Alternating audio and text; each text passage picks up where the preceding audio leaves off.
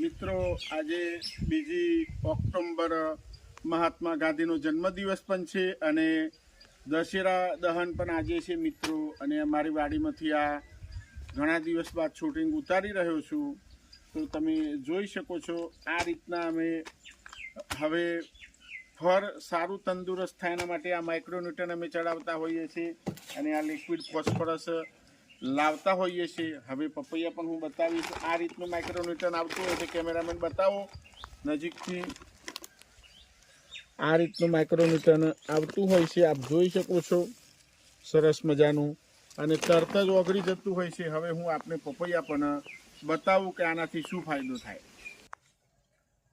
તો મિત્રો તમે પણ મારી જેમ આજે વોટર સોલ્યુબલ માઇક્રોન્યુટ્રનની વાત કરું છું, તરત જ પાણીમાં ઓગળી જશે અને લિક્વિડ ફોસ્ફરસ તો લિક્વિડ વેજમાં જ આવતું હોય છે। તો લેટ વાવેતર હોય તો પણ આ પપૈયાની છત્રી કેમેરામેન બતાવો 9 ફૂટની અંદર અત્યારે છાંયડો છે, અત્યારે બપોરના તાપમાં પણ અને બેઠક વ્યવસ્થા પણ તમે જોઈ શકો છો। તો તમે પણ મારી જેમ આ રીતના ચડાવશો મિક્સ માઇક્રોન્યુટ્રન, લિક્વિડ ફોસ્ફરસ અને શિયાળામાં સલ્ફર તો ખાસ પપૈયામાં આપવાનું, ઠંડી ચાલુ થાય એટલે।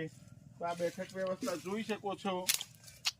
ફરીથી કહું, આ નર છોડ છે તો એને માલ તો આવવાનો જ છે, આ કાકડી થશે અને વજનમાં વધારે થશે। બાકી તમે પણ બેઠક વ્યવસ્થા જોઈ શકો છો। જોતા જોતા પણ પેજને ફોલો કરી શકો છો, તો બીજા ખેડૂત મિત્રોને પણ લાભ મળશે। મોબાઈલ નંબર અંદર હું મૂકીશ, તો સવારે ને સોજે 8 થી 9 કોલ કરી શકો છો। અને નીચે કેમેરો નીચે કરીને પણ પપૈયા દૂર સુધી આમ પૂરો કેમેરો ફેરવીને કેમેરામેન તમને બતાવશે, જેથી કરીને આપને ખ્યાલ આવે। અને મહેરબાની કરીને ઘાસની દવાઓ બહુ છાંટવી નહીં। અમારા ખેતરમાં ઘાસ તમને દેખાતું જ હશે, તો એનાથી ગભરાવું નહીં।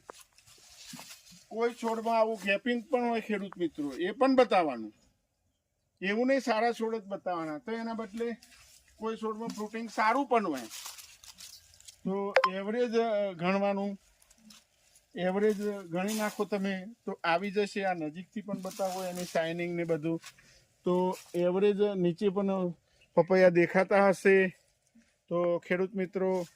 અને એના સિવાય દર મહિને વીઘે 10 કિલો પોટાશ, 10 કિલો સલ્ફેટ અને 5 કિલો મેગ્નેશિયમ સલ્ફેટ તો આપવાનું જ, તારીખ ફિક્સ કરી દેવાની, તો તમારે પણ વાંધો નહીં આવે। ફંગીસાઇડનો પ્રશ્ન લાગે તો ડ્રીપમાં કોઈ બી ફંગીસાઇડ, રીડોમિલ, ગોલ્ડ લો, રોકો લો, બ્લુ કોપર, તમારે જે મળતું હોય તમે ડ્રીપમાં